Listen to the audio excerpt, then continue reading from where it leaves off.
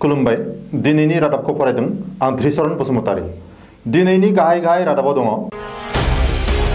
24 घन्टानि गेजेराव धुब्रियाव सा 68 करना भाइरास पजिटिव, आसामाव गासै बांबाय सा 2565 सिम। 2021 मायथाइयाव कंग्रेसानो आसाम सरकार दागोन बुंदों तरुण गगैआ। दिल्लीयाव दिल्लीनि बेरामिफोरखौल' फाहामथाय होनो केजरीवालनि थांखि। मोसालेवा बुथारनाय जाथायखौ संदाननानै सा 6 सुबुंखौ एरेस्ट। दिनै मुलुगनां आदार रैखाथि सान। गाज्रि आदार जानायनि थाखाय मोन 200निबो बांसिन रोखोमनि बेराम जायो बुंदों WHO। करना भाइरासनि फारिलाइयाव इटालीखौबो बारबाय भारतआ। आनजादाव उथ्रिनो हायिआनो जिउनि फेलें जानाय नङा बुंदों गिबि मन्त्रि सर्बानन्द सन'वालआ। 8 जुननिफ्राय धोरोम सिबिसालि, रेस्टुरेन्ट, शपिं मल आरो हटेलफोरखौ खेवनो थाम-थिम। दिल्लीयाव जुननि जोबनायसिम 1 लाखसिम बांगोन करना भाइरास सन्देर जानाया। दानिया आबुं रादाब।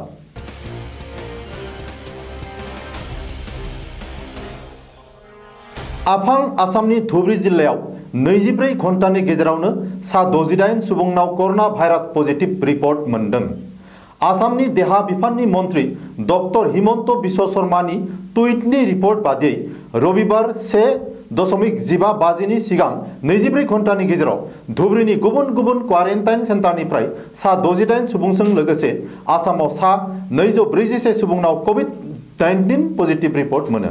बेजों लोगोसेनो आसामाव करना भाइरास सन्देर जानाया रबिबारनि बेलासि समसिमहालागै सा 2565 सिम बाङो।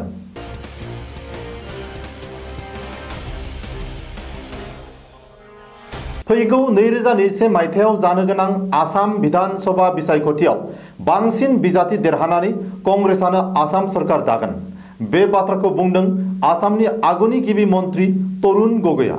लकडाउन जानाय समनिफ्रायनो गिबि खेबनि थाखाय राजीव भवनाव जानाय कंग्रेसनि जथुम्मायाव बाहागो लानानै तरुण गगैआ बुङोदि फैगौ समनि आसाम सरकारखौ कंग्रेसानो दागोन।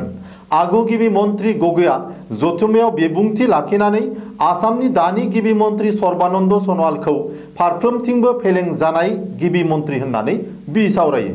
बेजों लोगोसेनो फैगौ बिसायख'थिनि थाखाय कंग्रेसनि गासैबो दैदेनगिरि, सोद्रोमा आरो मावथिफोरखौ साग्रिद जाजानो खावलायो।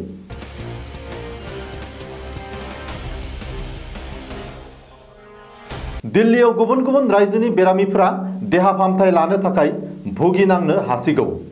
सुलुंनि बादिब्ला दिल्लीनि गिबि मन्त्रिया मोनसे केबिनेट जथुमनि गेजेरजों थिरांथा लादों दि दिल्ली सरकारनि सिङाव थानाय हस्पिटाल आरो प्राइभेट हस्पिटालफोराव दिल्लीनि नोगोरारिफोराल' देहा फाहामथाय मोनगोन आरो दिल्लीनि बायजोनि बेरामिफोरखौ फाहामथाय होनो हानाय नङा। बबेखानि दिल्लीयाव थानाय मिरु सरकारनि आवथायाव थानाय एम्स, सफदरजंग आरो राम मनोहर लोहियायाव गुबुन रायजोनि बेरामियाबो फाहामथाय लानो हागोन। केजरीवालआ थांखि लाबावदों दि दिल्लीयाव खायसे प्राइभेट हस्पिटाल दङ जेराव स्पेसियेल सार्जारिनि खामानि मावनाय जायो आरो जायखौ भारतनि जेरावबो मावनाय जाया। बिब्दि खामानिखौ मावनायाव मोनबो होबथानाय थानाय नङा।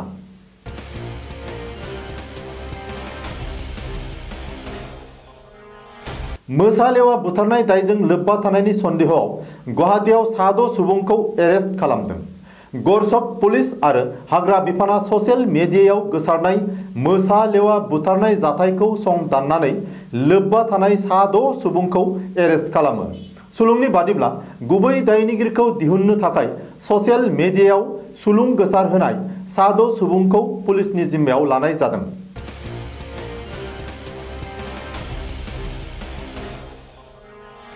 बोसोरफ्रोमबो 7 जुनखौ मुलुगनां आदार रैखाथि सान महरै फालिनाय जायो। मानसिनि देहाखौ गोग्गोयै लाखिनो थाखाय गोग्गो आदारनि गोनांथि दङ आरो बे सानथौखौ लानानैनो आदार रैखाथि सानखौ मुलुगनाङै बयबो फालियो। मख'थावदि मानसिनि देहायाव सोमजिनाय मोन 200निबो बांसिन रोखोमनि बेरामा गोग्गो नङै आदार थामहिनबा भेजाल आरो जिउसा गोनां आदार जानायनि थाखाय सोमजियो होननानै मुलुगनां देहा फसंथाना फोरमान खालामनानै होदों। WHO नि रिपर्ट बादिब्ला बोसोरफ्रोम सा 10 सुबुंनि गेजेराव सासे सुबुङानो गाज्रि आदार जानायनि थाखाय बेरामाव गोग्लैयो आरो बोसोरफ्रोम 5 बोसोरनि दुइसिन सा 1.2 लाख खुदियाफोरखौ लाफानानै गासै 4 लाखसो सुबुङा बोसोरफ्रोमबो गाज्रि आदार जानायनि थाखाय बायदि बायदि रोखोमनि बेरामाव गोग्लैनानै थैनांगौ जायो।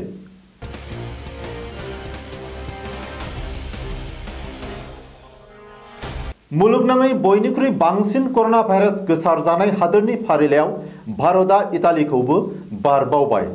इंटरनेशनल टीम ऑफ डेवलपर्सनि डाटा खारिथिनि बादियै दिनैसिम भारतआव सा 2,47,040 सुबुङा कर'ना भाइरासजों सन्देर जाबाय आरो मुलुगनि मादाव कर'ना भाइरास सन्देर जानायनि फारियाव 6थि जायगासिम दावखोबाय।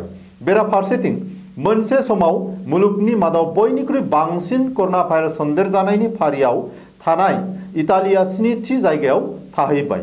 इटालियाव दिनैसिम सा 2,34,801 सुबुङा कर'ना भाइरासजों सन्देर जाबाय। बबेखानि इटालीनिख्रुइ भारतआव थैनायनि बिबाङा खमसिन जानानै दङ। नाथाय फैगौ सप्तासेनि गेजेरावनो UK आरो स्पेनखौबो बारनानै मुलुगनि मादाव बयनिख्रुइ बांसिन कर'ना भाइरास सन्देर जानाय फारिलाइनि 4थि जायगासिम दावखोगोन होननानै खारिथि बादियै आन्दाज खालामनो हानाय जादों।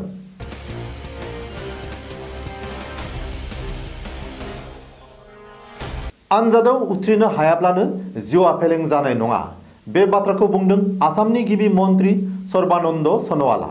मख'थावदि सनिबारखालि सेबाया मेट्रिक आरो हाई माद्रासानि देग्लायनि आनजादनि फिथाइखौ फोसावनानै होयो। गिबि मन्थ्रिया गाहामै उथ्रिसारनो हानाय फरायसाफोरनो हामलायनाय होयो आरो आनजादाव उथ्रिनो हायै फरायसाफोरखौबो उननि समाव गोख्रों गोसो देहा लानानै आनजादाव जिरायबावनो खावलायो। बेराफारसेथिं सनिबारखालि जरहाटआव सासे हिन्जावसाया आनजादाव उथ्रिनो हायैनि थाखाय दुखु सहायनानै सुइसाइड जानानै थैयो। सुलुंनि बादिब्ला हिन्जावसाया गांसे साबजेक्टआव लेटार मार्कबो मोनदोंमोन। मेट्रिक आनजादाव गुबुन फरायसाफोरनि थाखाय गोजोनथाव रादाब लाबोनाय बुब्लियाव जरहाटआव बे जाथाया दुखु आरो गोसो बायनायनि रादाब होफैदों। गिबि मन्थ्रि सन'वाला बुंदों दि आनजादाव फेल जानायानो जिउनि फेल जानाय नङा। उननि समाव गोख्रों गोसो देहा लानानै दावखोलांनायासो देरहानायनि लामा।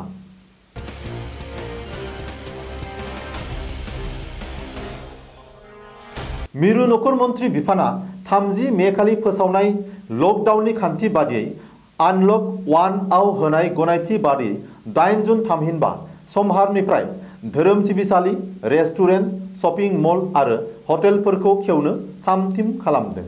मख'थावदि कर'ना भाइरास अलखदनि थाखाय जानाय लकडाउननि थाखाय बन्द जानानै थानाय धोरोम सिबिसालि, रेस्टुरेन्ट, शपिं मल आरो हटेलफोरखौ 3 दाननिबो बांसिन साननि उनाव खेवनो गनायथि मोनदों 8 जुननिफ्राय। बबेखानि धोरोम सिबिसालियाव ससियेल डिस्टेन्सिं मेनटेन खालामनांगोन। रेस्टुरेन्टआव 50% बांसिन मानसि फज'नो मोननाय नङा। शपिं मलाव लोमजानायनि लक्षण गैयि कास्टमाराल' हाबनो हागोन आरो हटेलाव थाग्राफोरनि ट्रेभेल हिस्टरिखौ नायनानैसो दोननांगोन होननानै खान्थि दानानै फोसावना होदों मिरु नखर मन्त्रि बिफाना।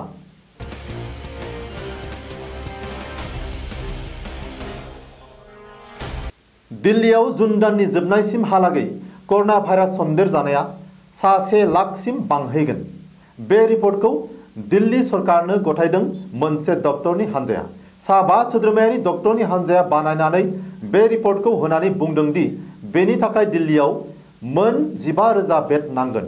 मख'नाय डक्टरनि हान्जानि मासिगिरि डाक्टर महेश वर्माया सुलुंनि गेजेरजों मिथिहोदों दि आहमेदाबाद, मुम्बाइ आरो चेन्नाईआव कर'ना भाइरास बांगासिनो थानायखौ नोजोर होनानै नायबिजिरसंनाय जादों।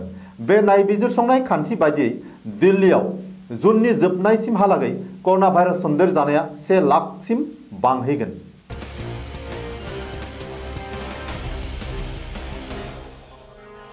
दिनैनि रादाबा एसेनोसै। गोजोन्थों।